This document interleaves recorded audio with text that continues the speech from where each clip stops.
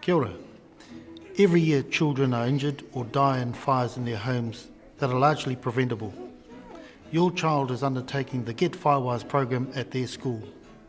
This DVD is an extension that brings their learning about fire safety into your home.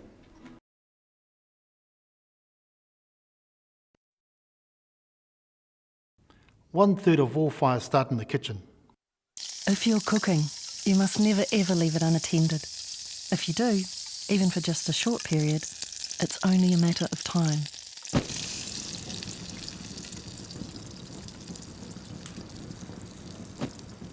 One-third of all fire deaths are caused by unattended cooking.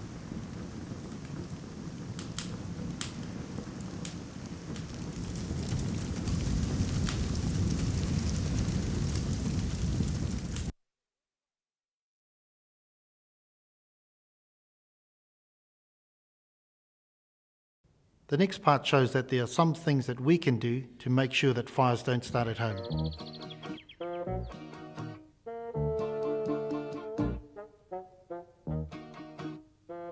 Hello, my name's Roger, and I'd like to share a few home truths that a lot of you humans don't understand.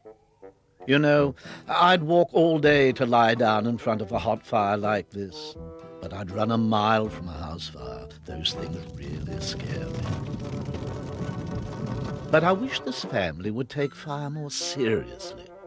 Look at those clothes, for instance. Drying clothes in front of a fire is a common way house fires start. There, that's better. But I think it's about time I check this house out properly for fire safety.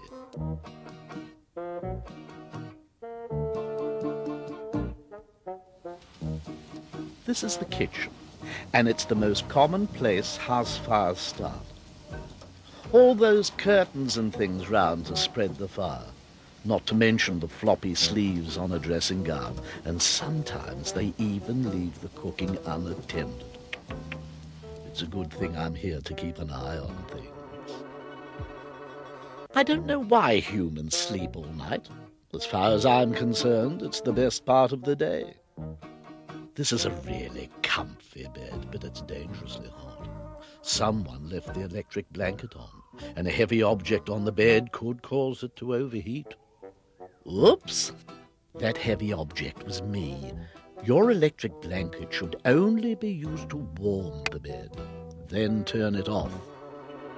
What else causes a lot of house fires? Let's check the laundry. The lint filter in your clothes dryer should be cleaned every time you use it. Too much lint, no airflow, heat builds up, and it could all catch on fire. And look at this. You humans should have more sense. Too many things into one PowerPoint, and you could find your walls smoking. A lot of fires start this way. If an electrical appliance doesn't work, get it professionally fixed or get rid of it. It's not worth taking chances with electrocution or fire. That also means getting second-hand appliances checked out before you buy them. Unlike me, you don't have 9 lives, so fit circuit breakers and safety switches and turn appliances off at the wall when you're not using them.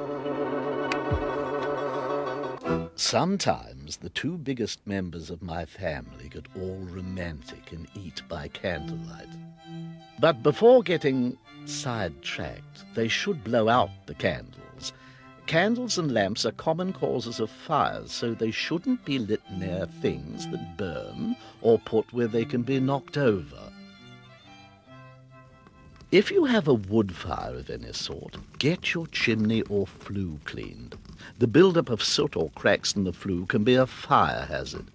Now, if it's an open fire, keep a metal mesh screen in front of it to stop sparks, and don't forget to watch the children. There, that's the whole house checked for some common causes of house fires. Leaving cooking unattended in the kitchen, clothes or furniture too close to heaters or fires, electric blankets left on, badly maintained clothes dryers, overloaded power points, faulty or poorly maintained electric appliances, candles and lamps, and open fires and poorly maintained chimneys or flues. Of course, these aren't the only ways fires start. Dropping off to sleep while smoking is also a good way to burn down the house, and possibly everyone in it. And sometimes children's natural curiosity can start fires. But no matter how carefully you try to avoid fires, they can still happen. And because you humans don't have finely tuned cat-like reflexes, you need to have working smoke alarms throughout the house. Obviously, a smoke alarm's useless if it doesn't work. If it's chirping like a cricket, the battery is low, so replace it. You should also develop a fire escape plan. Everyone in your home should know the way out and where to meet. Having a plan means knowing where all the possible exits are and having keys in or next to deadlocks when you're home. In house fires, a lot of people have been found dead behind deadlocked doors. They simply couldn't find their keys and were overcome by smoke. So there you are. That's how you can keep lovely and warm this winter and stay safe at the same time. Now it's time to relax. Wake me in the spring, will you?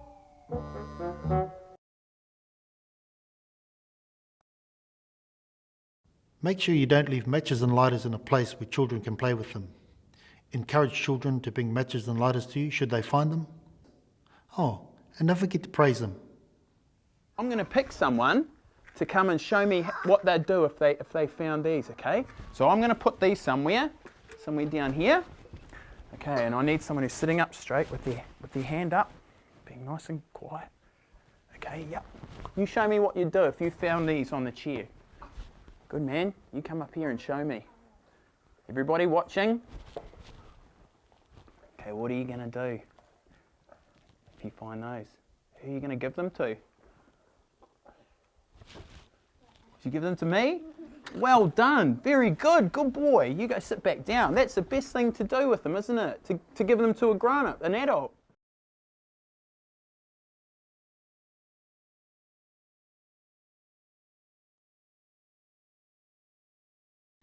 Some children like starting fires. They just don't recognise how dangerous fire is. The fire service has a program where a trained firefighter can come and talk to any member of your family about the dangers of starting fires. Ring your local fire station or 0800 Fire Info and ask about the program for children who light fires. This program is free and confidential and usually takes an hour or two of your family's time.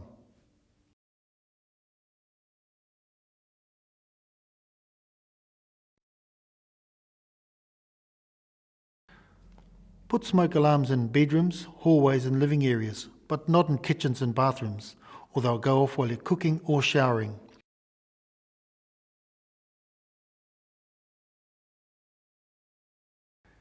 And remember to test them regularly and change the battery every time you change your clocks for daylight saving. That's excellent. Are these our friend? They're definitely our friend. This is a, what is it? It makes a funny noise. Should we listen to it? Okay, now why does it make a noise? When a fire starts, the smoke alarm will smell the smoke and it will go on. That's right, the smoke alarm is our friend because what happens is when we've got one of these in our bedroom and we're asleep, our eyes are shut, our nose doesn't smell anymore and our ears aren't listening because we're nice and sound asleep, okay? So the smoke alarm is our friend, it's in the room and it smells the smoke and it makes the noise which wakes us up and tells us that we've got to get out of the bedroom, okay? Okay, so when the smoke hits that, it sets it off and it gives us heaps of time to get out quickly, okay?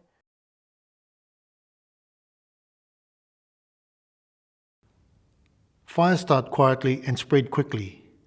Once a fire starts, you've got about 3 minutes to get everybody out of a house.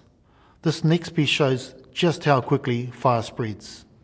If you're asleep, you can't smell smoke, and you won't wake up. The poisonous gases in the smoke can kill you long before the flames reach you. Far more people die from breathing in smoke than from burns. But a smoke alarm can detect the smoke even when you can't.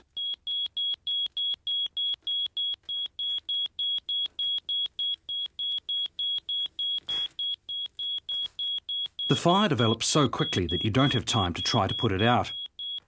Instead, you should get down, get low, and get out. Shout, "Fire! Fire! Fire!" and go to a safe meeting place.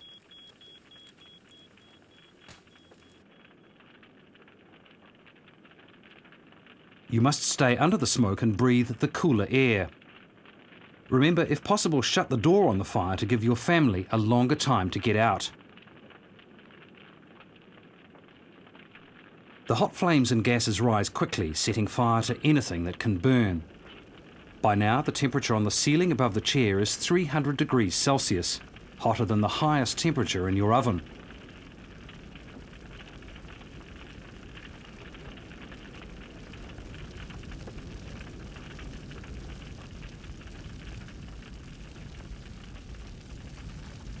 It's now just over a minute since the first flames appeared, and there's a large build-up of smoke and toxic gases.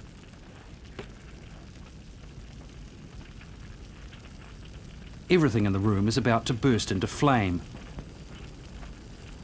If you're not out of the room by now, you will not survive the fire.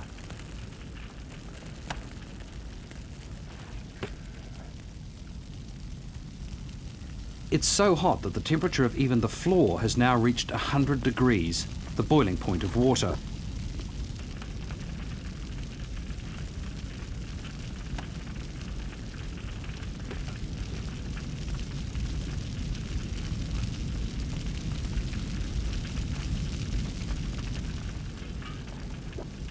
From a tiny flame on a chair to this has taken only 2 minutes, less time than a TV ad break.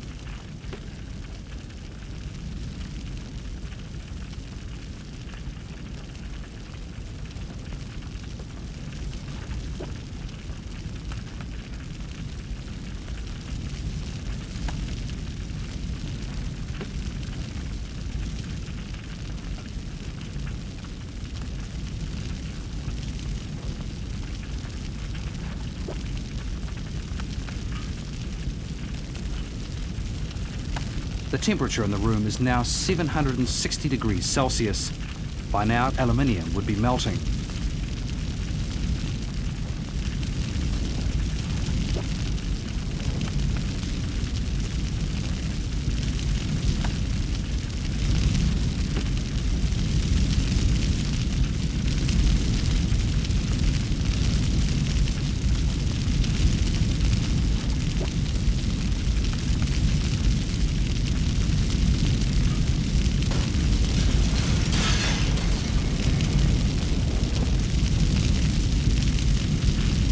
You are among the few who've seen this and lived to tell about it.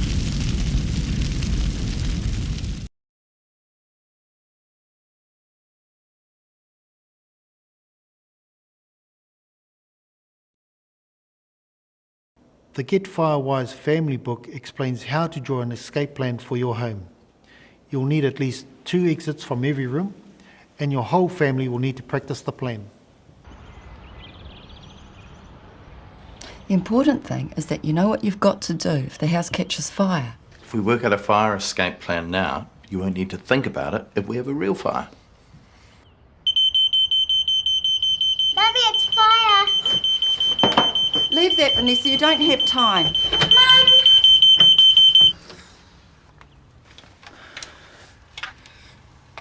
I'm disappointed with you, Adam.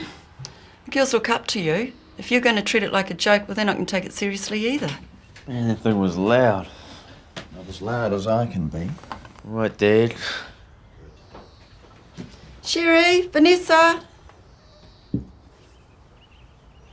If there was a fire, I'd go out through the front door. What if the fire was in the hallway? Then out the window. Excellent, Cherie. Now, if you were in your bedroom, you wouldn't try and take any of your toys or books, would you? No. Do you understand that, Vanessa? Yep. close your door and then go out through the window. Yes. But do I have to crawl out of the room? No, only if smoke is in the room, then you'll need to crawl under it. Wait a minute. If you guys heard the smoke alarm in the hallway, why'd you all head for the hallway? You should have been heading the other way, shouldn't you? Adam's got a good point. Thank you. We should always have 2 possible escape routes. Where do you think you're going? Getting something to eat, I'm starving. Not until you finish this, thanks.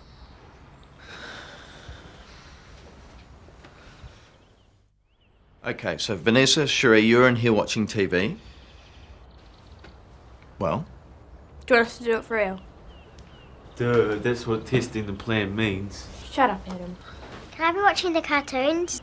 You can pretend to watch whatever you want. okay, Adam, can you get the alarm? So now it's alright to set it off. Okay, so the fire's in the hallway. The alarm goes off. What are you going to do? Shut the door so the smoke doesn't get in. Cherie, out those doors.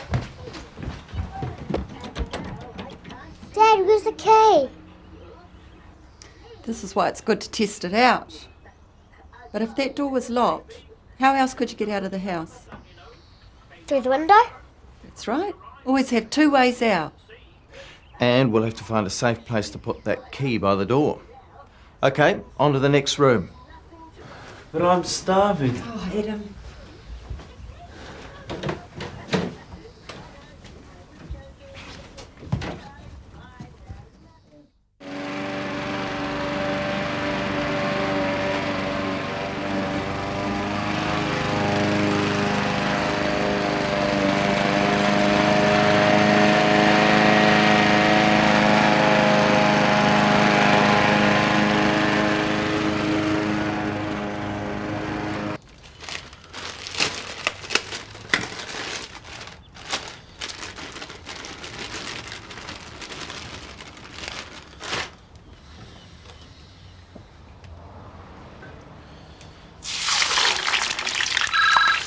I'll get it.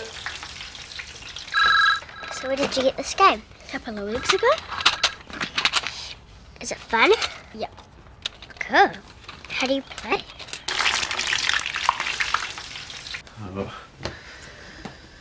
I don't know, eh?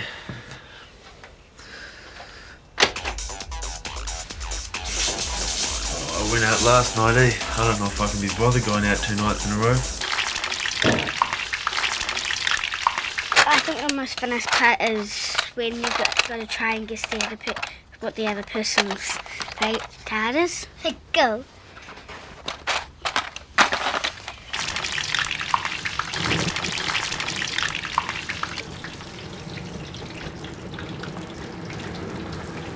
Yeah. Oh, wait a second. You there? Yeah.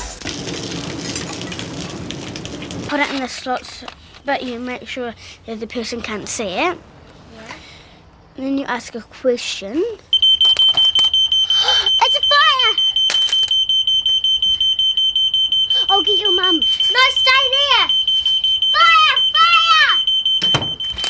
Leave everything, let's go.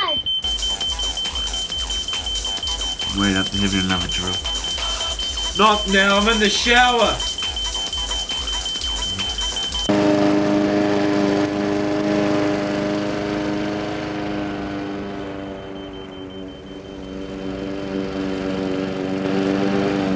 Nancy! Nancy! Nancy! Fire! Look, fire! Fire, look, fire! I'll call the fire brigade. Adam! Adam! Terry! Fire! Adam!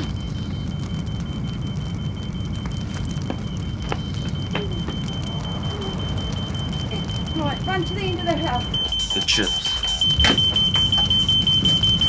Fire! Fire! I've called the fire brigade. Are you all right? Adam's not here. I'll look after the girls. I'll go round and house look for him.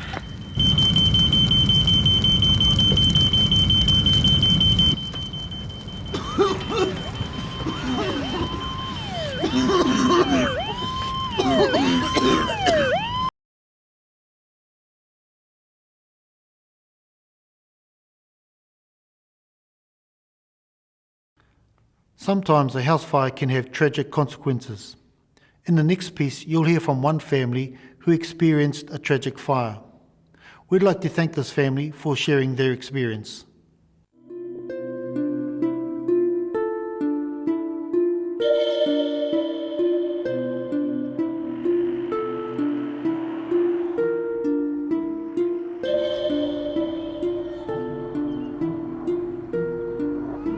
Lost everything.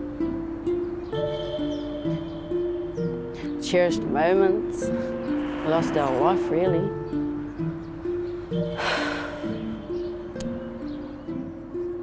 Pretty hard to start over again, too.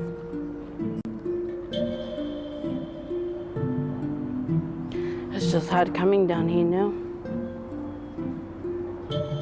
For Isabel Takimoana Wharematia, the new house on the site of her old home can never replace the memories of that fateful night. When the sun rose on the morning of the 30th of October 2002, all that remained of this family's belongings were what they wore to bed the night before. Fire and toxic smoke would rip through the single-level building at a shocking speed. 2 children would be left with life-threatening burns. A 3-year-old boy would become the fire's victim. This tragedy is the stuff of real horror. Tonight, a family still grieving speak out for the first time about their escape from near death and the sinister nature of their attacker. The first thing that comes to my mind, Satan. He's hell. It's hell. It really, really is.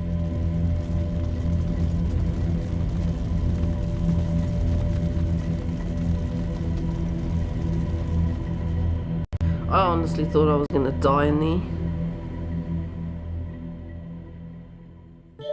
On the Wednesday night of the fire, there were 16 people in the home. They'd gathered in preparation for family celebrations they were going to have in the weekend. We were preparing for my daughter's 21st as well as my wife and I getting married. After years and years, at that stage it would have been 20 to 23 years, I'd finally run out of excuses, so I had to say yes.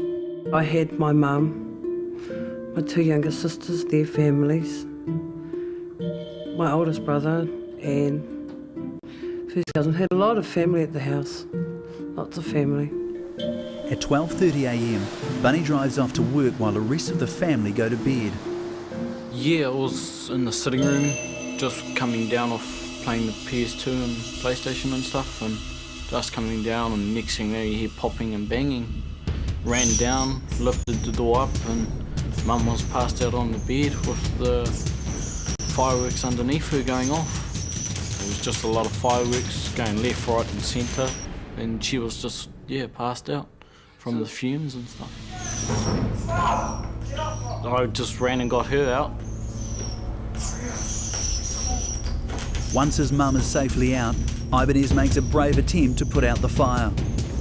Went to the hose, tried to unravel it, and that was no luck, but my sister brought down a fire blanket and a small fire extinguisher, which she was trying to shoot at the flames, but like sort of 10 metres away, they weren't really landing, was landing sort of before, and that didn't really penetrate much flame, and that didn't really help.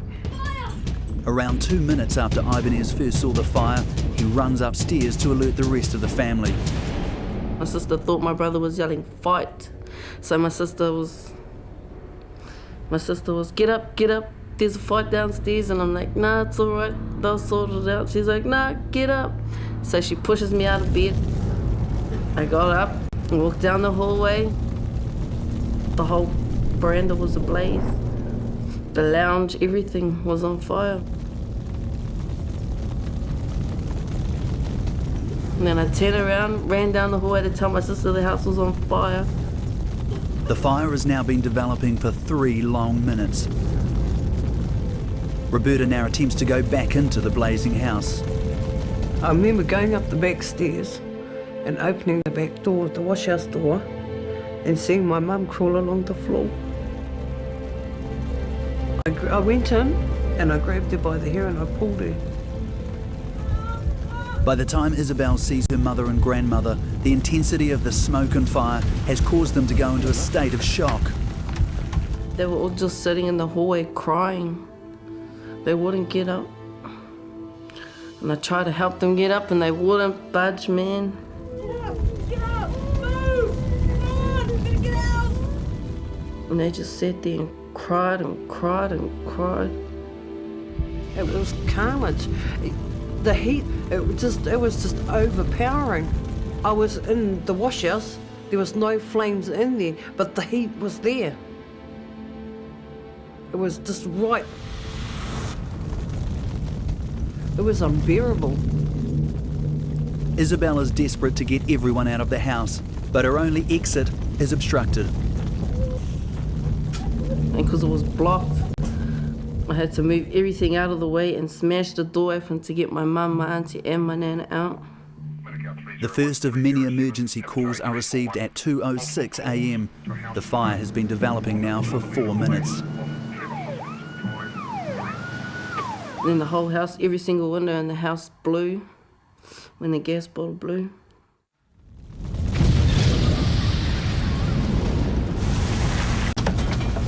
The barbecue gas bottle on the deck explodes.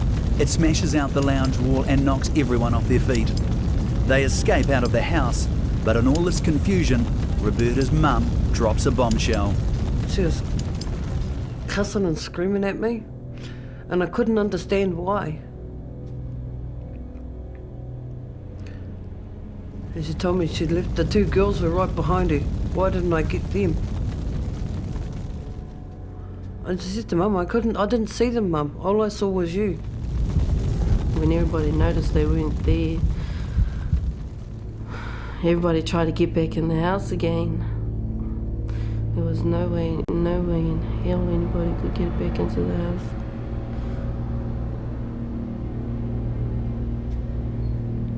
It was fast, real fast.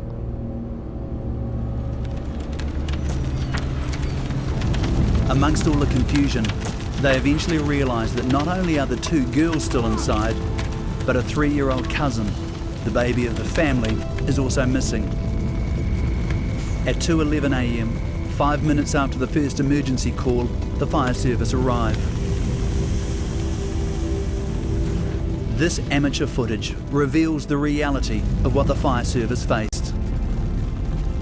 Firefighters would risk their lives doing a search and rescue in this inferno.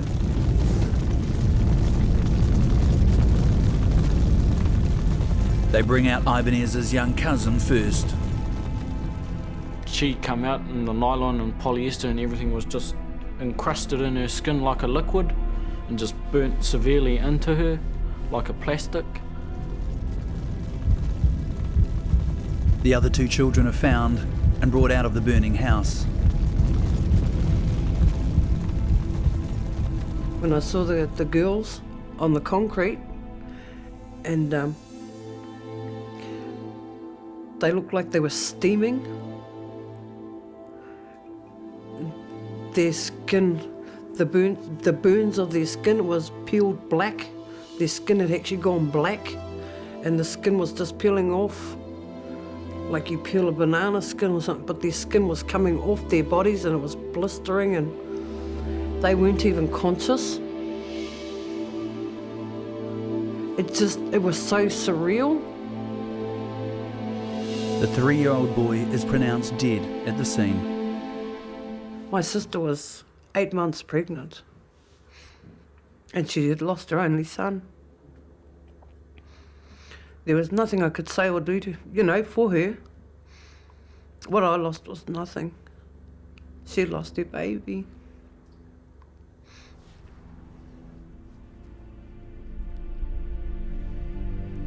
Later that day, investigators are at the scene picking through the pieces of the tragedy. It's clear from the witness accounts that something had ignited the fireworks under the bed in the garage. Investigators determined that there is a strong probability that the careless disposal of a cigarette is the cause. They also conclude the garage should have been fitted with a smoke alarm. Using the garage as a lounge and sleeping area with the presence of bedroom furnishings, motorbikes and fuel is a lethal combination. The final investigation report resolved that this tragedy, like many, could have been avoided. With no awareness of the speed at which fire travels, this family, like many, tried to douse the flames before getting the ones they love out of the house.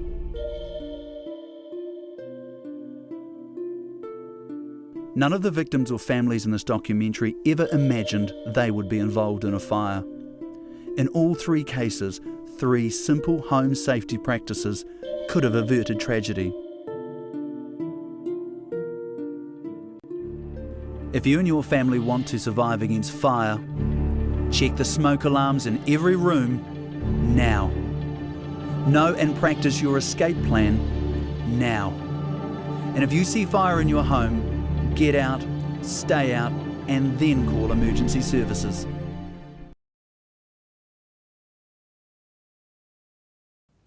Find out about what your child has been doing in the Get Firewise program at their school. Has anybody seen this book before? No. Okay, this book is called Tamati and Sam Get Firewise. Who can you see on the front cover? It's a fire, Sam thought. It's dangerous. I'm not hanging about in here. I've got to get out. Fast, fast, fast. And what did Tamati shout? Fire, fire, fire. What number did Dad call on his mobile phone? Show an A? 111. 111? Yep. Hear the smoke alarm. Beep, beep, beep. Hear the smoke alarm. Beep, beep, beep. Hear the smoke alarm. Beep, beep, beep. Get out, stay out, well done. Fire in the house. Hot, hot, hot. Fire in the house. Hot, hot, hot. Fire in the house. Hot, hot, hot. Get out, stay out, well done. Fire city flames, but I have to explore, cause I want to see the flames hardcore for sure. Get down, get low, get out. Get down, get low, get out. Dial 111, know your house burned down, what? Tamati and Sam Get Firewise. I was sad when Mia, James and Mum went off to school camp. Your turn next year, Tamati, said Mum. Never mind. You'll have a great time with Dad tonight. That night, Dad cooked my favourite tea. Our dog, Sam, gobbled up one of my sausages, then begged for more. I offered him one of my carrot sticks. Dad saw us and growled, "If Mum were here, you know what she'd say, Tamati." Then he winked at me. Sam sniffed the carrot and thought, I'd much prefer another sausage anyway. Dad brought us some popcorn, and we watched our favourite DVD. I gave some popcorn to Sam. He chewed it for a while.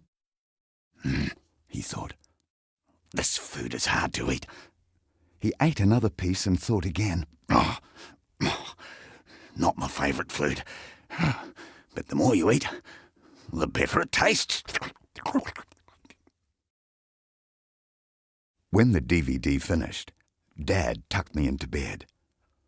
I tried to get him to read an extra story, but he said, Tamati, it's way past bedtime. It's time for sleep.